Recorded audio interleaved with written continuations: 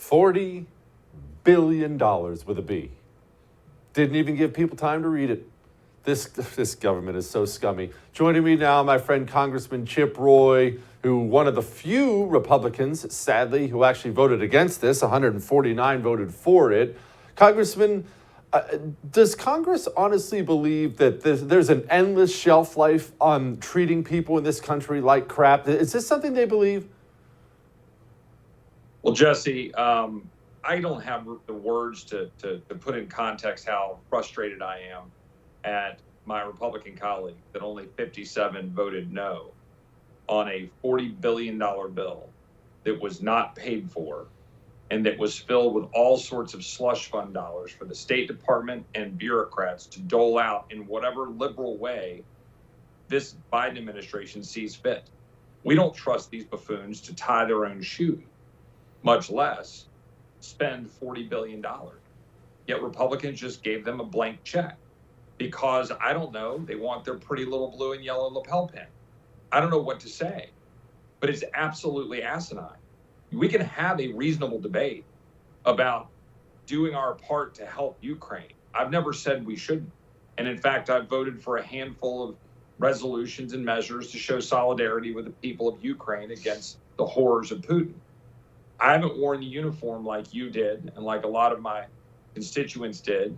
I try to represent the American people and all those that do wear the uniform and be somber about what we're doing. And these jackasses in Washington just write a blank check and throw $40 billion to the wind and throw the American people into more debt and more questions about whether their kids are going to be involved in a war while these fools won't even debate it.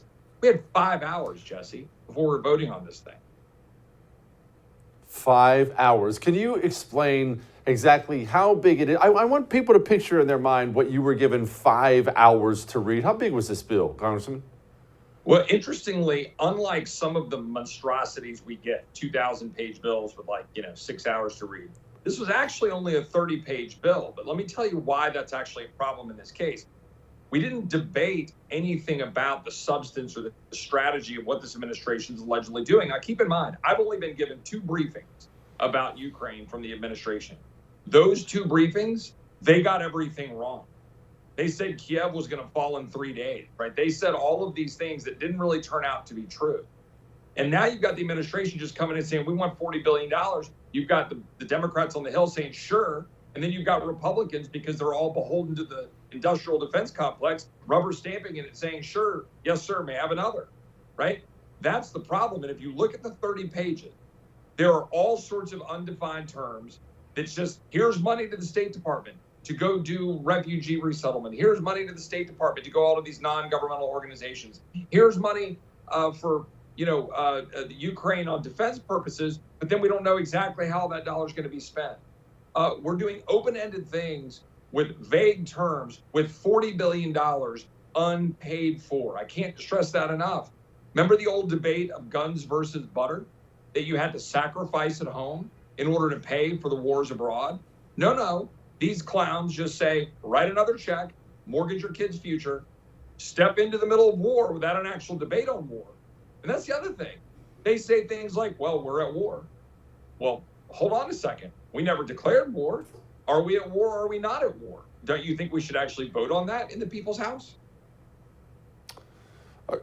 We should vote on that. And what blows me away with this, Chip, is I have not heard, and I know a lot of people on the right, normal people with big platforms such as yourself, I have not heard one positive word about this $40 billion yet today. Not one. Not one person has stepped up and said this is the right thing to do. So you mentioned they're beholden to the military-industrial complex. Those are my words, not yours. But don't they look at poll numbers? Don't Republicans look and see, we have bigger fish to fry right now? At least my constituents think so. Well, if I'm giving them some grace, I would tell you that they kind of get caught up in saying, well, we need to stand athwart Putin and not give any rope for Xi or others of our enemies to go down and say they're going to harm America and so forth. But hold on a second. If you're going to have that debate, well, then let's have a robust debate about what our posture ought to be vis-a-vis Putin. Let's have a conversation about what NATO should spend, European allies should spend. Let's pay for some of this stuff. But you don't just go throw half our javelins over to Ukraine and go, oh, sorry, guys, go write an $8 billion blank check to go fill and backfill our stockpile that just got depleted. You don't do all of this and never open up oil and gas, which is the very thing that empowers Putin. You don't do all of this, write the check, and then don't have an actual hearing or debates here of the entire body, like we somberly have done when we've declared war in the past. No, this is just more of the same. Somebody stands up and says, oh, bad people in the world, America must do something. We write a blank check, and then everybody runs to it. We've got to stop that. To your point, though, the vast majority of the American people are tired of that.